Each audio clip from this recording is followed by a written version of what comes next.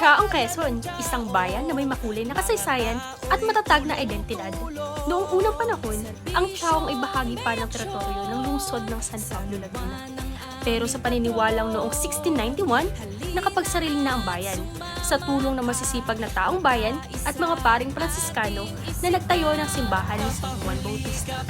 Mula sa simpleng pamayan ng agrikultural, ngayon ay isa ng masigla, maunlad at puno ng buhay na destinasyon. Stop, the White House. And no, hindi ito yung Washington DC. Pero grabe, ang ganda!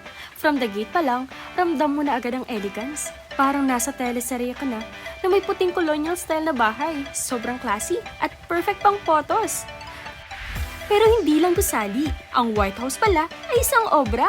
Ang lugar mismo ay gawa sa sining. May art gallery inside, pati outdoor sculptures at mga metal and stone artworks na likha mismo ng may-ari.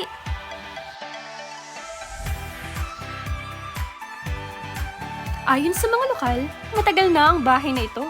Ang Chaong White House ay isang privately owned property na originally built in the 1920s para kina Mr. Isidro Herrera at Doña Juliana Herrera. At ngayon ay pagmamay-ari na ng kanilang mga tagapagmana ng Stuart family. Lahat ng obra na inyong nakikita ay gawa mismo ni Dr. Godofredo U. Stuart. Mula sa guest room, pavilion, library, hanggang isang open-air theater at malawak na view decks, magandang backdrop to para sa photos, sunsets, o simpleng paglalakad at pagre-relax habang napapaligiran ka ng sining at kalikasan. Talaga namang kakaibang vibe, para may timplang nostalgia, art at kapayapaan. And if you love art, nature, or just want peace and good photos, this is a must-see. Next up, at kung usapang classic, hindi pwedeng kalimutan ang panaderya ni Nanay Asay, isa sa pinakamatagal ng panaderya sa bayan. Ang kanilang pandiunan at biskotso ay parang yakap ng isang lola. Simple, pamilyar, at puno ng alaala. Tradisyonal ang pagluluto nito na mula pa noong 1932 ang recipe.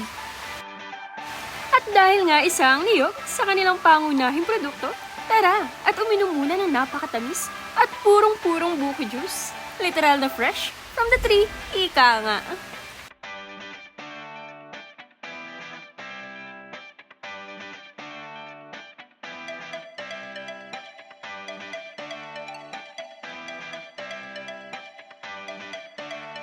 Isa pa sa kanilang produkto, ang bukayo na talaga nang napakatamis. And of course, hindi kompleto ang trip sa Chaong kung walang lambanog.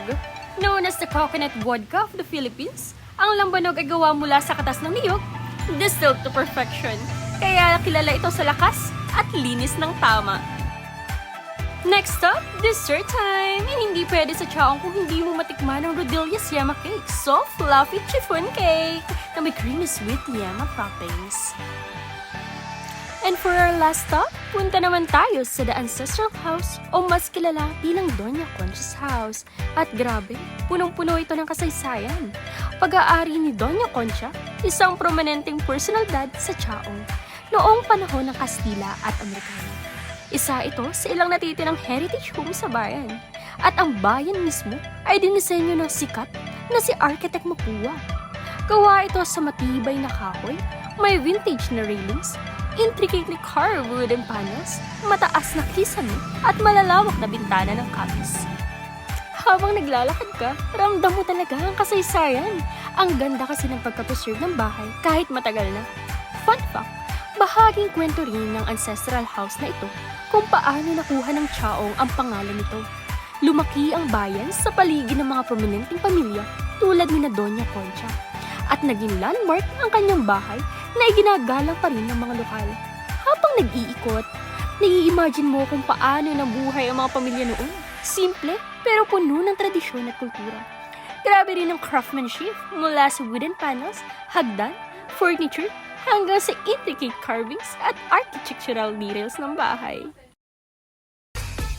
Siyempre, hindi namin pinalampas ang pagkuha ng mga pictures. May ilan kami nag-post na parang pamilya ng mga ninuno.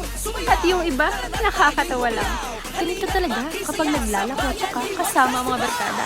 history, architecture, culture, at fun, sabay-sabay na.